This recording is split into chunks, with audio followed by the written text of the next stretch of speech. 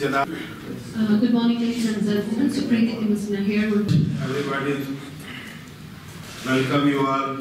د خیر شګړې د ادارې شارپ تر اهتمام لاندې تیر ورځ په کوټه کې یو سیمینار وسو. په دې کې د بیلابیلو ګوندونو سیاسي مشرانو او پوهانو ګډون درلودی. په سیمینار کې په هیواد کې د کډوالو په اړه د قوانینو جاج واخیستل سو. د دې ترڅنګ د افغان کډوالو په عزت سره خپل هیواد ته د ستنېدو خبره هم وسوه. په دې ترڅ کې د عوامي نېشنل ګوند صوبایي مشر او د بلوچستان اسمبلی غړي اصغر خان اڅکزي و مشاهد ریډیو ته وویل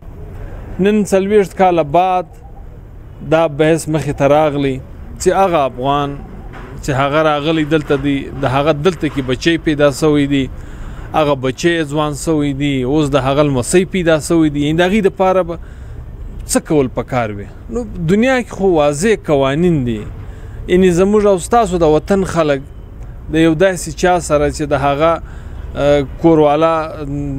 د غرب د یورپ د امریکې او د کینیډا او د بلې دنیا سټیزنشپ ولري یا د هغه خاوند د هغه ځای سټیزنشپ ولري نو هغه چې کله د خپل بچي د پیدایښت وخت رانږدې کېږي هغه ولاړ سي هغه ځای ته هغه بچی په هغه پیدایښت سره سم په ګانټه دوی کې دننه د هغه ځای سټیزنشپ ترلاسه کړي. په غونډه کې د بلوڅ ملتپالو ډلو لخوا وویل سو په کار دی چې ټول افغانان دي خپل هیواد ته سمدلاسه ستانه کړل سي. خو د پښتونخوا ملي عوامي ګوند سېنیټر عثمان کاکړ وایي چې ټول افغانان په صوبه کې نه یوازې د پښتنو پر خاوره پراته دي بلکې حکومت دی هغه افغانانو ته د پاکستان شهریت ورکړي څوک چې دلته ژغېدلي دي او څوک چې بیا وایي که بلوچستان وایي که بل څوک وایي چې دا ډیموکراتیک چینج د زموږ د وطن الګ ستا کار څه د زموږ په افغانانو باندې پښتنو باندې دغه باندې ستا وطن ته نه درغلي خپل وطن خپل عزیزانو خپل وینې خپل قوم ته راغلي نن یې تاسو ویناستئ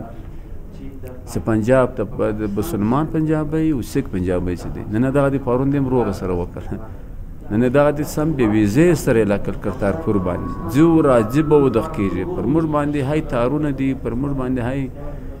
کسی دی تاو راتګ بند دی نیم کلی هلته دی نیم کلی دلې دی په افغانستان کې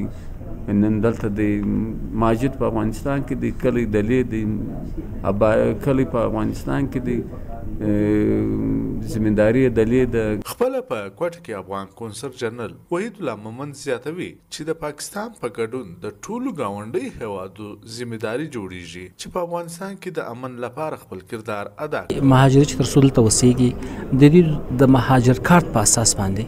دوی ته هغه د مهاجر سهولتونه ایجاد شي لکه څنګه په نورو ملکونو کې چې دي ولې د اساسي د حل لاره موږ مخکې وړاندیز کړی بیا ویو چې د افغانستان په صلح کې د ګاونډي هیوادونو همکاري ده او باید موږ او تاسې سره د ټول د خطې ملکونه ګاونډي هیوادونه د تروریزم خلاف صادقانه